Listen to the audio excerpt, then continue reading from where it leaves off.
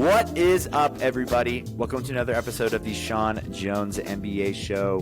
Going to keep this one short today. Mike Malone was fired. The Nuggets look like a mess, and I'm going to talk all about it. So with that being said, let's go ahead and get right into it. Wow. So for the second time in the span of a week and a half, we very shockingly had a head coach fired for a team that is currently comfortably in the playoff picture. Less than a week at this point before the postseason starts. And this time around, it was Michael Malone, who has even more of a successful resume and pedigree than Taylor Jenkins, who was let go by the Grizzlies just a week or so ago. Michael Malone, the winningest coach in Denver Nuggets history. I mean, he's been there for 10 years. He had this team winning at 48 win pace over the decade he spent there. Over the last 8, he had that up to 51 win pace. He had, assuming they make it this year, would have been 7 straight postseason appearances. And he's won at least one round in 5 of the 6 that has played out so far. He's got 2 Western Conference Finals appearances. And most importantly of all, the guy won an NBA championship just less than 2 years ago at this point. You know, last year they were about as close as it gets to making the conference finals again and had a really good shot to beat Dallas once they got there, in my opinion. So this is a team that just last season was the overwhelming favorite in the Western Conference, the team that a lot of people thought was the favorite to win the entire NBA Finals for the second year in a row. And so to fire Michael Malone at this point in the season, I know they're struggling. I talked about it on my last podcast. You know, they've lost 4 in a row. They are 10-13 in their last 23 games. They're down to 20th in defensive rating on the season. They, in that span, have worse net ratings than the Raptors, the Kings, the Heat, the Hawks. In that span, they've lost to the Wizards, the Blazers, the Bulls, the Spurs. I get all of that. I totally get all of it. But this guy has given this franchise so much. And again, when we are this close to the postseason, I just don't see how this benefits the franchise or this team. To me, you are thrown away this season because I can't fathom the idea that they would fire Michael Malone with 3 games left in the regular season before the postseason and think that they'd have a better chance to make a run. You know, I mean, this is about as unprecedented as it gets. They said the last time a coach was fired this deep into a season was 1981. So over 40 years ago. It's just not something that happens very often. And the cherry on top was that Calvin Booth, their GM, also was fired.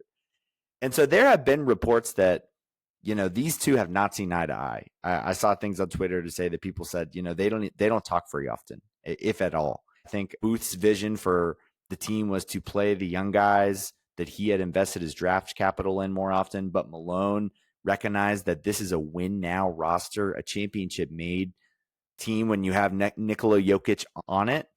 And so he didn't trust the young guys. He didn't want to experience the ups and downs of the growing pains when, in his eyes, he's trying to win a championship. And I totally understand that. And so it's possible that it just boiled up to be such a negative environment with those two that the front office or the ownership couldn't take it anymore. But then to me, it's crazy that they wouldn't just pick a side. You know, maybe they just fire Booth and let Malone finish the season, see how they perform come postseason time. But to let both go at this point of the season, you know, I just don't see how this makes the team better this year when you're this close to postseason. And you know what? Mike Malone's a really good coach too. I think he's one of the 10 or so best coaches in the league. I think he is almost guaranteed to get a gig next year. I already saw someone floating the idea of him going to San Antonio to succeed Rick Popovich, which, you know, if you're a Spurs fan, I am all about that. You know what I mean? Because we've seen what he's done with a generational big man in Denver. I'm sure he could do similar things with Wembanyama down in San Antonio once they develop into a contender, which, you know, they are very close to doing. But I just want to take a step back and talk about the state of this franchise, because this is just another thing to add to the laundry list of mismanagement that this franchise has had. And I think that they get away with a lot because they have Jokic. He has saved people's jobs in that organization to this point, until now, that is. But they have just not done a good job of building around him. And there's really no way around it. If you just look at what they've done over the past, 5 or so years. Calvin Booth, he hasn't been there for that long. He inherited this roster. Tim Connolly's the one who drafted Jokic, drafted Murray, drafted Michael Porter Jr., traded for Aaron Gordon. The core of this team was not put together by Calvin Booth. And Booth also, on top of the fact that he hasn't done much to add to this roster and they've just been complacent as a front office, he's also been, a little too open and honest to the public in the past. He had a very extended interview that he did with Kevin O'Connor. I believe it was a year ago. And he was brutally honest about some stuff, but he kind of publicly talked shit about Michael Porter Jr. a little bit. He actively said he wasn't worrying about repeating. He was trying to build and sustain something. But the problem with that is if you don't make smart moves, then not only are you not sustaining things, but you're also not helping them win now. And we've talked endlessly about how they just have let their free agents walk. Bruce Brown, they let go after their championship run. He only signed a 2-year, $45 million deal with Indiana, which had a team option. So it was really a 1-year deal, but they thought it was too expensive, so they balked and let him walk. That same offseason, they let Jeff Green go on only a 2-year, $16 million deal with a team option as well. So basically a 1-year, $8 million deal. They thought that was too rich for their blood as well. And look, is Jeff Green some big game changer? Absolutely not. But when you look at what the Nuggets bench has looked like over the past few years, they could really benefit from a guy like him. Then obviously Kentavious Caldwell-Pope signed the 3-year, $66 million deal with Orlando this past offseason. I understand if you're like, we're going to let Bruce Brown walk so that we can re-sign Kentavious Caldwell-Pope, or re-signing Brown and being like, well, we signed Brown, so we really can't afford KCP. But to let both go and not replace them in any capacity, their depth has just deteriorated over the past few years, and they've done nothing to address it. And, their whole spiel has been, well, we're going to let the expensive guys walk, backfill them with young guys that we focus on in the draft. And sure, sounds great in theory. The only problem is they haven't drafted well. They have not drafted well. There is this misconception that Denver is some great player development organization, but I haven't seen it. They drafted Michael Porter Jr. back in 2018. That was 7 years ago. If you just go through the drafts since then, in 2019, they didn't even have a first-round pick because they traded it away to salary dump Kenneth Faried and Darrell Arthur, and they picked Bol Bol in the second round, who was no longer with the team. 2020, they draft Zeke Naji in the first round, 22nd overall, and trade for RJ Hampton at 24 overall. Hampton no longer with the team. Zeke Naji, 5 years later, still can't consistently crack the rotation and just doesn't look like a rotation piece on a championship team. Then 2021, they draft Bones Highland in the first round at 26th overall. He, showed some promise, but has now bounced around on 3 or 4 different teams and has not been able to stick because he has major attitude issues, doesn't play defense, and is inefficient offensively anyways. Then 2022 was probably the best draft they've had, but even then, Christian Brown at 21, Peyton Watson at 30. Peyton Watson, he has shown flashes, but again, can't really consistently get 20-plus minutes a game. Still nothing more than a fringe rotation piece. And you look, Christian Brown having a great year. That's a hit. I'll give that to them. He's, shooting above 55% for a guard, just having a pretty ridiculously efficient offensive season. So cool. You nailed one. And then 2023, Julian Strother taken at 29th overall. He has yet to consistently crack the rotation and has been wildly inefficient when he has played. Jalen Pickett, 32nd overall. He has yet to crack the rotation consistently. Hunter Tyson at 37th overall. He has yet to crack the rotation consistently. And then last season, Day'Ron Holmes was drafted 22nd overall. They traded up to get with the pick that ended up being Ryan Dunn, who looks like a legitimate rotation player. Holmes, I like Holmes, but he tore his ACL, hasn't played a game yet. So if you just look at the last 6 NBA drafts, they essentially drafted 1.5 rotation players. That's Christian Brown and Peyton Watson in that span, and a whole lot of swings and misses. So in my opinion, the arrogance of a GM to say we don't need these proven guys because we can just easily replace them and then to just consistently swing and miss on some of these late draft picks, it's no wonder that their depth and bench has been among the worst in the NBA over the last few years. And then they haven't replaced these guys with proven NBA players either. The biggest impact players that this team has added in free agency, over the last 2 to 3 years, Russell Westbrook, who has already started to implode on this team and been a total mess recently. Dario Saric, who is out of the rotation. DeAndre Jordan, who is out of the rotation. Justin Holiday, who was maybe their 9th man, but that was really an 8-man rotation anyway. And then Reggie Jackson, who is washed and currently out of the league. So, that's who they've gone to replace them with. And then the guys they have had, they've given massive deals in Michael Porter Jr. and Jamal Murray, 2 non-All-Stars that have completely crippled their flexibility. Porter was given a 5-year, $179 million deal. He's only got 2 years left after this year, but he's going to be up to $40 million by the last year on that deal. Then Jamal Murray just re-signed the last offseason to a 4-year, $208 million deal, which that hasn't even kicked in yet. That is $52 million annually on average, up to $57 million by the last year through his age 31 season. This is a guy who has not played above 65 games in a season since 2019, 6 years ago when he was 21 years old. I just don't think Murray is a guy that's going to age particularly well. And that's $88 million annually tied up between 2 guys that are not all-stars. I know people love Murray for what he's done in the postseason, but the fact of the matter is he's never even averaged 5 assists a game as a point guard. He's yet to hit 22 points per game as a scorer in the regular season. He is a nice, good offensive player, but he's not an all-star caliber player. He's not close to an all-NBA level player, and we haven't seen it consistently from him over the span of a 82-game regular season, partially because he can't stay on the court.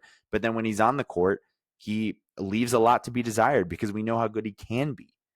And so to have that kind of money tied up on those 2 guys, Aaron Gordon, who they also just gave a large extension to this past offseason, a 3-year, $103 million deal. So their salary cap sheet is tied up. They've only got $5 million of wiggle room below the second apron.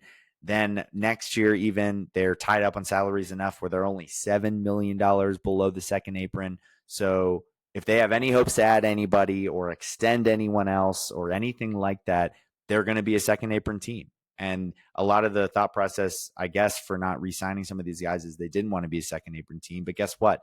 You're either going to have to continue to let every single, breakout player that you have walk, or you're going to be a second apron team eventually. So why not just do it when you had an opportunity to defend your championship and continue to contend?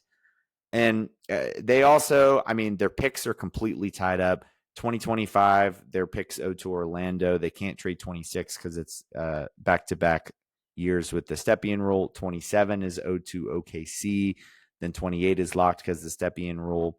Then 29 is also owed to OKC. Then 30 can't be traded because of the Stepien rule. And then 2031 is actually technically locked because the 29 pick they owe to OKC could be pushed to 2030. And if it does, then 2031 couldn't be traded. So they don't have a single pick they can trade. They have no cap flexibility. They've let all of their key free agents walk for no replacement of any kind. They've drafted poorly, and they are wasting Nikola Jokic's prime.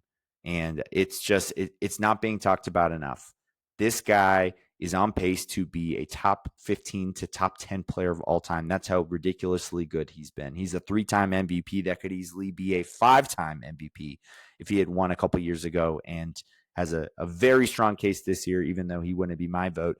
Again, would not fault a single person for voting for him this season, especially after, all of the now chaotic things that we've seen on this front office and surrounding this team. But he's averaging 30, 13, and 10 on 58% from the field, 42% from 3. He's at a 30-20-20 game. He's at a 60-point triple-double. Over the last 5 years combined, he's averaged 27, 12, and 9 on 59%, 38% from 3. That would be ridiculous for 1 year. That is over the span of a half decade. In that span, he has led all players all 5 years in PER. He has led all players all 5 years in box plus minus. He has led all players in 4 out of the 5 years for win shares and all players for all 5 years in offensive win shares. He's the all-time career leader in PER, win shares per 48, box plus minus. Like, this is maybe the most dominant offensive player we've ever seen at the peak of his powers. He is the best passer, playmaker, decision maker in the league, the best finisher, has insane touch anytime he's even close to the paint. He is shooting the best from outside that he ever has before. He's an elite rebounder. He does it all. He does it all. Even when he misses, it feels like he gets his own putback half the time. Like, he is so incredibly unique and a generational player, and this team had the opportunity to go all in to build around him, and they've, in my opinion, botched it. They haven't made an impact ad since Aaron Gordon. That was 2021. That was 4 years ago. This, throughout all of Jokic's prime, they have stood pat. They've been complacent, and they just now are firing the head coach at this point in the season. And so this roster is as flawed as it gets for someone who could hopefully have championship aspirations. I think a lot of the teams in the West that are comparable to Denver have better overall rosters. But again, they continue to get bailed out by Jokic. They continue to look like at least fringe contenders because of Jokic. They continue to get the benefit of the doubt because of Jokic. But the reality is, if Jokic was even the sixth best player in the league, not the first best player in the league, they wouldn't be sniffing contention with this type of roster. They wouldn't even be close. But because he's so great, he elevates everything this team does, and they get bailed out and they get excuses because of that. And so, look, Jokic, he's got 2 years plus a player option remaining on his deal that he probably will opt out of after 2027. So 2 seasons after this at age 31. But the clock's ticking. I'm not sure if he's the type of guy that would ever demand a trade. I'm not sure if he's the type of guy that even would sign elsewhere. I mean, we haven't really seen a lot of international players, fully take on the player empowerment era within the NBA. And so I'm not saying that he's going to leave or anything like that, but when you fire a coach like this midseason, well, not even midseason, at the end of the season, right before the postseason, you open that door and you open those questions, because they look like a directionless franchise right now that has been poorly run outside of one just generational player that continues to bail them out. And so if I was Jokic, I would be putting a lot of pressure on this front office and this franchise. Again, I don't know if he'll do it, but if he did, and I wouldn't blame him, because they just have not even done the bare minimum to put him in a position to succeed.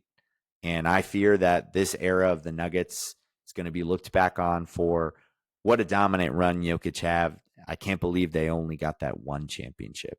And that's going to be really just disappointing if you're a Nuggets fan, disappointing if you're Jokic, because if you had a team that went all in and said, you know what, we're going to move Michael Porter Jr. plus a pick plus one of our rookies to upgrade that spot, we might be talking about this team in a whole different way. Or maybe even if they just re-signed KCB and Bruce Brown, which they would have been able to do, and they were in the second apron. Who cares? If you're not going in the second apron when you have a top 15 player all time, when are you doing it? And if you're never going to do it, you should sell the team.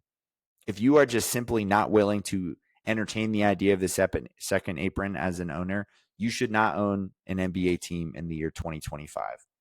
It is just a disservice to your fans, a disservice to your players, and I can't understand firing Malone at this point in the year, and I can't understand a lot of the decision making for Denver over the last 5 years or so. So we'll see what happens. 3 games left for them against the Kings, Rockets, and Grizzlies. If they go 1-2 in those games, they are very likely to end up in the play-in, especially if they lose that game to Memphis. They certainly could still finish technically as high as the 3 seed, likely as high as the 4 seed, unless the Lakers stumble down the stretch. But look, they're going to get OKC in the second round if they're the 4 or 5 seed, which personally I don't think they have any chance to really even compete with right now, just given the lack of depth and the Russell Westbrook factor and how poor they've been defensively. And now with the head coach uncertainty, and who knows how that's going to affect this locker room. So we'll see. But I think Denver they're obviously due to have some big changes with their head coach and GM in the offseason. But I think they should be willing to make some big changes in the personnel front, which they just have not been able to do. And they are just wasting away prime years of a generational talent in Nikola Jokic. And that's going to do it for this episode of the Sean Jones NBA Show. Thanks so much for listening. Wanted to keep this one relatively short, but had to get that little rant off my chest just because, I'm sick and tired of the Nuggets. We want to see this team compete, and they're not doing what they need to do to put this team in the position they need to be in to get where they want to be and to maximize around Nikola Jokic. And obviously, the Malone news, very shocking. Calvin Booth, not as shocking. But regardless, a couple games left in the year. Got the play-in coming up, I think maybe a week from today. But we will get into all of the playoff matchups and all of that stuff very soon when we know who's going to be playing who. But the Western Conference is a bit jumbled up at the moment. So once we have that clarity, I'll hop back on, do some playoff picks, and we'll go from there. But thanks so much for listening, and I'll chat with you soon.